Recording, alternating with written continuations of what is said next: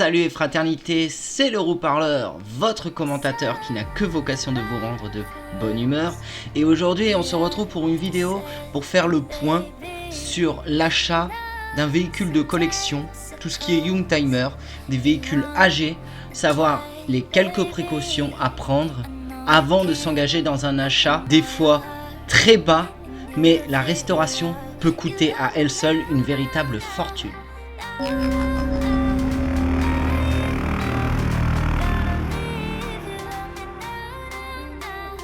Alors, je commencerai ce premier élément qui n'est pas sans vous choquer, puisque au final, on n'y pense jamais assez, mais parfois il y a beaucoup de surprises. Je commencerai par vous dire, vérifiez les papiers du véhicule. Alors ça, c'est un point très important. Il faut qu'il y ait une carte grise, il faut savoir de quand date son dernier contrôle technique. Bien vérifier que la carte grise est présente. Maintenant, on a quelques outils tels qu'Histovec ou autres pour vérifier un petit peu l'historique du véhicule, ce qui est une très belle avancée. Pensez aussi à vérifier si le véhicule n'est pas gagé, parce que s'il est gagé, là vous rentrez dans des frais qui peuvent être très conséquents si elle est endettée d'amende. Et du coup là ça serait très compliqué, ça peut entraîner un blocage de carte grise en préfecture. Selon le véhicule que vous choisirez, on va partir sur une base d'un véhicule qui a entre 20, 30 voire 40 ans. Observez le nombre de propriétaires qui ont possédé le véhicule. Alors ça, c'est un élément qui est important. Moi je vois la CX en 40 ans d'existence. Pour ceux qui suivent la chaîne, vous connaissez un petit peu les aléas de cette restauration, donc évidemment je sais de quoi je parle. Elle en est, avec moi compris bien sûr, à la 4e main. Donc pour un véhicule 1984, je vous le rappelle, c'est correct. Souvent rester stationné dans les garages. Si vous voyez que c'est une 10e main, hormis si vous tombez sur un véhicule assez exceptionnel, moi je fuirais perso, parce que 10 personnes qui changent aussi vite de véhicule, c'est toujours curieux. C'est un peu le cas de ma TXE par exemple, et je trouve que ça se ressent. Je vois en comparaison, pour ceux qui suivent la chaîne, j'ai aussi la Manager. On voit que là il n'y a pas eu beaucoup de mains, et techniquement c'est pareil, ça se ressent. Et ça, c'est la bonne nouvelle que je vais vous annoncer en fin de vidéo d'ailleurs, donc restez bien jusqu'au bout. Ce qu'il faut que je prévois de faire sur la TXE, c'est l'embrayage. Vous voyez, c'est des opérations, bon déjà physiquement, je vous cache pas que pour moi c'est forcément un peu plus compliqué que pour certains. Rien n'est impossible, et je trouve que c'est là le point suivant que je veux aborder. Quand vous vous lancez dans l'achat d'un véhicule ancien, essayez de vous persuader que rien n'est insurmontable. Oui, on peut faire des erreurs. Moi j'ai déjà cramé des alternateurs, j'ai déjà voulu mettre des fils parce que je les trouvais débranchés, et je suis obstiné à vouloir que le fil soit branché à quelque chose, mais des fois il faut admettre que bah voilà, il ne sert à rien le fil, donc bah il faut le laisser vivre sa meilleure vie seul, voilà. Bon, c'est comme ça. L'électricité a souvent tendance à poser pas mal de problèmes, ce qui n'est pas du tout étonnant en soi, parce que les fils sont apparents. Et du coup, bah souvent, voilà quoi, ça a beau être protégé de base par un caoutchouc de couleur, hein, souvent c'est des fils bleus. En fait, c'est ça que je reproche au câblage Citroën par rapport au câblage Renault. Souvent, les faisceaux de tableau de bord, etc., on remarque chez Renault, ça reste assez simple dans l'idée. Chez Citroën, on a une multitude de fils qui font des arcs-en-ciel, qui ont 50 000 couleurs, et sans RTA, on s'en sort pas, et même avec une RTA c'est pour le coup très compliqué. Bah voilà, entourez-vous puisque personne ne peut tout savoir. Vous connaissez votre voiture mieux que personne, donc ça c'est le point le plus important. Donc vous êtes le seul maître à bord, et vous partez dans un objectif de rendre un véhicule au patrimoine historique du monde de l'automobile ancienne. Donc ça c'est quand même assez intéressant et très qualitatif. Une prochaine vidéo avec un top de voitures anciennes sur lesquelles on peut se lancer dans une restauration à moindre coût. Autre élément à vérifier, là vous me voyez venir forcément avec mes grands sabots, la corrosion. La corrosion c'est l'ennemi, forcément, y en aura. il y en aura, et il y en aura même à des endroits insoupçonnables. Si vous voyez un véhicule qui est vraiment rongé par la rouille, déjà extérieurement, méfiez-vous. Méfiez-vous, puisque au final, vous pourrez faire certaines réparations, mais vous serez obligé de passer par la case carrosserie, et là, ça peut être un poste de dépense extrêmement important. On a tendance à voir souvent un budget pour la peinture, mais une peinture, ça demande une préparation, un ponçage, le remplacement des joints, tout ce qui est masticage, redressage, soudure. Chaque opération, vous voyez, j'en ai compté 5, ça fait 1000 € à chaque fois en gros. À peu près, selon la carrosserie et selon les travaux à effectuer, bien sûr. Et puis la taille du véhicule, évidemment. Hein. Moi, il a fallu que je prenne une CX, j'aurais pris une Visa ou une NLA, j'aurais été beaucoup moins embêté, en un sens. Mais voilà, je voulais taper dans du haut de gamme, et je voulais taper dans quelque chose que je serai fier quand j'aurai mes enfants ou autres. Je sais que dans des années, il y a ces vidéos qui attesteront de ce parcours qui est quand même formidable. Je vous renvoie sur la vidéo du contrôle technique au bout de 23 ans. Voilà quoi, on vit des choses vraiment incroyables. On dit donc sur cette histoire de contrôle technique, le contrôle technique. Alors, on a souvent tendance à se reposer beaucoup trop sur un contrôle technique. Je m'explique. Le contrôle technique est là pour valider l'état général d'un véhicule, sa liaison au sol, l'état des trains roulants, le freinage, la suspension et les émissions de polluants. Éventuellement, effectivement, la rouille aussi. Voilà.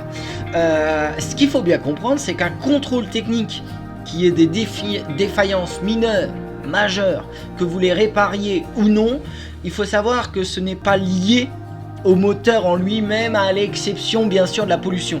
Alors oui, c'est un bon point, mais non, ça ne voudra pas dire vous pouvez prendre la route sans souci, etc. Ces véhicules-là, quels qu'ils soient au bout de leurs âges, ont besoin réellement d'un suivi et d'un contrôle qualité par rapport à tous les éléments qui peuvent causer des pannes. Alors je rebondis encore une fois sur la CX, le fonctionnement hydraulique s'arrête intégralement. Et il faut savoir que sur ces voitures, quand il n'y a plus d'hydraulique, la voiture ne se lève pas. Alors j'espère pour vous que vous aviez prévu des cales, parce que là, vous êtes dans le beau drap, je vous le dis sincèrement. Un véhicule qui ne se lève pas, c'est aussi un accès très limité aux réparations mécaniques. Je l'ai fait, moi, sur la CX, le démarreur, avec la voiture au ras des pâquerettes, parce que c'est vraiment l'expression qui convient, c'est-à-dire que même avec une pelouse taillée à ras, le châssis touche l'herbe, donc ça veut dire que c'est extrêmement bas. Réparer quelque chose dans ces conditions, c'est tout juste impossible. Avant de vous lancer dans une restauration automobile, faites très attention au matériel que vous possédez. Une visseuse n'est pas une boulonneuse, une clé dynamométrique n'est pas une clé à cliquer. Outil à sa fonction bien précise.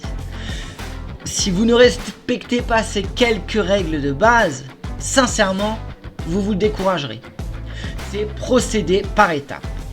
La CX, c'est exactement ce qui s'est passé. J'ai d'abord accueilli le véhicule, si je peux dire, mesuré l'ampleur de la tâche.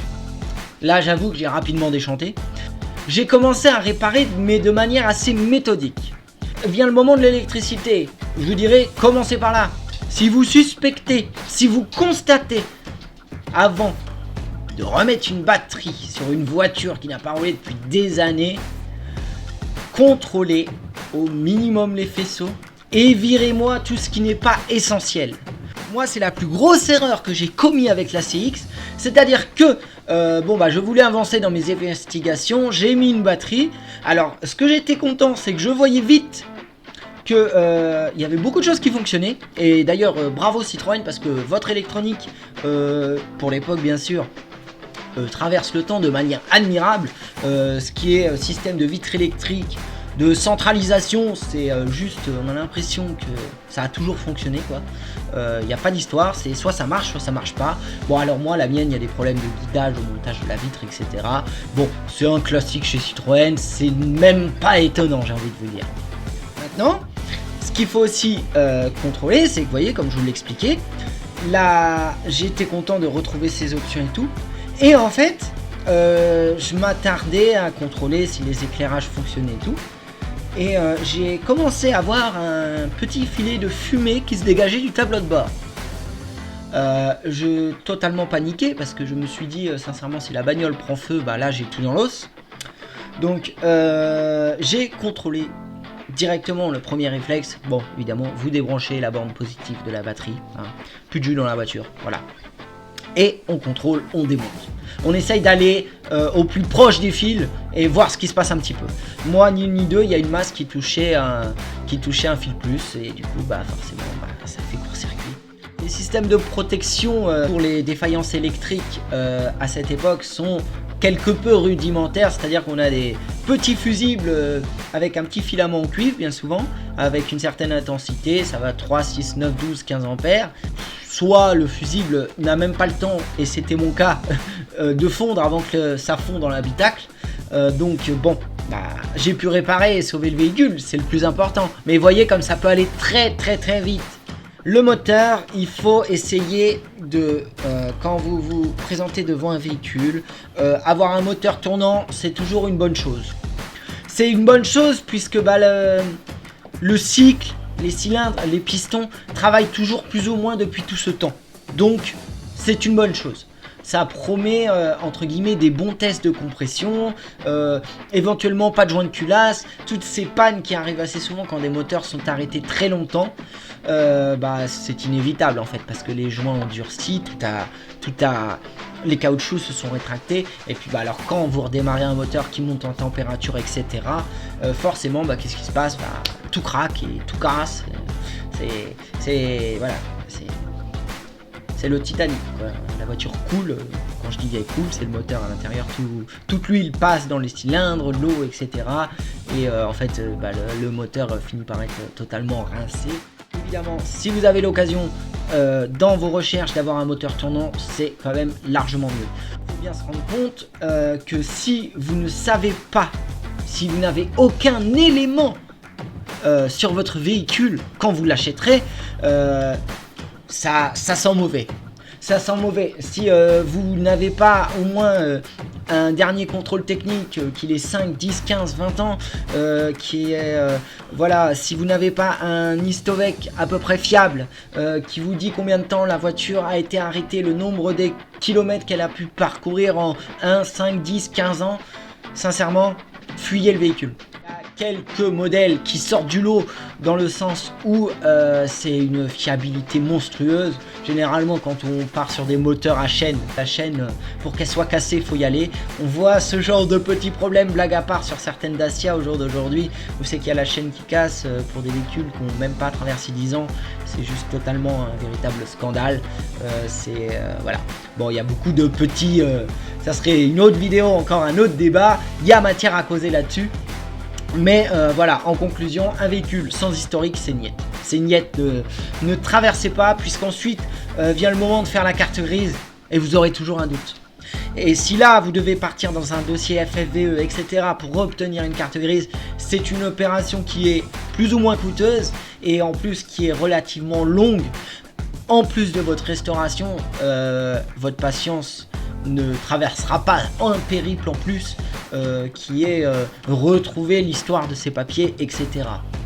Donc voilà, et bien écoutez, j'ai passé un excellent moment à vous raconter toutes ces anecdotes pour bien sélectionner votre véhicule que vous envisagez pour une restauration et à réinscrire au patrimoine automobile français. Et ça fait plaisir, cocorico. Voilà, hein, quand on a une carte grise véhicule de collection, c'est exactement ce que ça veut dire. J'espère que vous avez passé un bon moment en ma compagnie. La bonne nouvelle qu'il fallait que je vous annonce, eh bien on y vient. C'est certainement aussi entre guillemets grâce à vous, j'ai obtenu un job. Donc je pars sur un CDD de plusieurs mois. donc je suis très content puisque c'est un moment que j'attendais depuis longtemps et trouver un poste adapté n'est pas forcément chose aisée, donc je suis extrêmement ravi. Voilà, donc évidemment les vidéos continueront, on restera sur une moyenne de 1 à 2 vidéos par semaine. Ma chaîne YouTube reste et restera une priorité. Eh bien, je vous remercie d'avoir suivi cette vidéo jusqu'au bout. N'hésitez pas à liker, à partager éventuellement à vos amis si le contenu vous a plu, et je vous dis à très bientôt pour une prochaine vidéo. Excellente semaine. Salut et fraternité.